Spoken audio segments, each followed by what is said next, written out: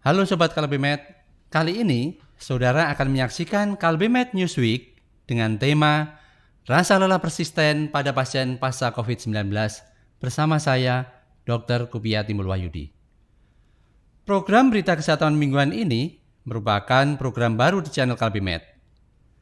Rasa lelah yang persisten merupakan salah satu gejala yang paling umum pada pasien COVID-19 saat ini. Namun yang menjadi pertanyaan adalah, apakah rasa lelah persisten ini dapat terjadi ataupun berlanjut pada pasien COVID yang telah melewati masa akut? Studi terbaru menunjukkan bahwa rasa lelah yang persisten dapat terjadi pada pasca infeksi COVID-19 dan kejadian ini cukup tinggi pada kelompok tertentu.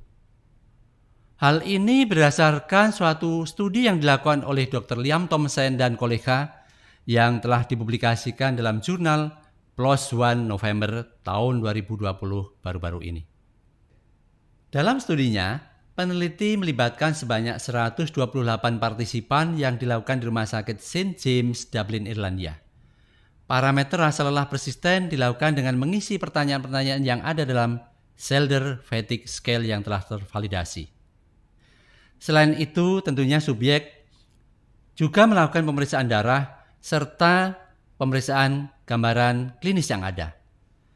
Dan uji klinis dilakukan untuk mengetahui perbedaan ataupun korelasi dari beberapa parameter yang telah diujikan tersebut. Nah, hasilnya bagaimana? Berdasarkan studi ini, peneliti menemukan bahwa dari sebanyak 128 pasien yang dirawat karena COVID, hampir 52,3 subjek melaporkan adanya kelelahan persisten.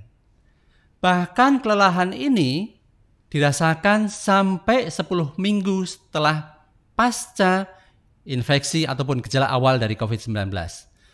Beberapa ahli menyebutkan bahwa ini yang disebut dengan post-viral symptom. Keluhan ini secara statistik tidak berhubungan dengan keparahan COVID-19, yaitu meliputi kebutuhan rawat inap, oksigen tambahan, serta perawatan di ICU.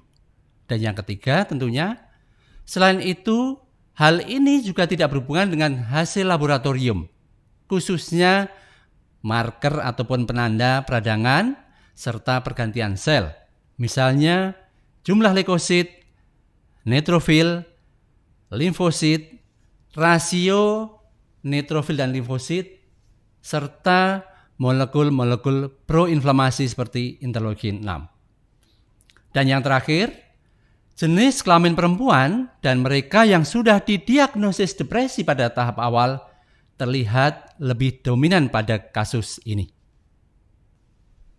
Pertanyaan selanjutnya adalah, apa yang dapat kita lakukan dengan hal tersebut?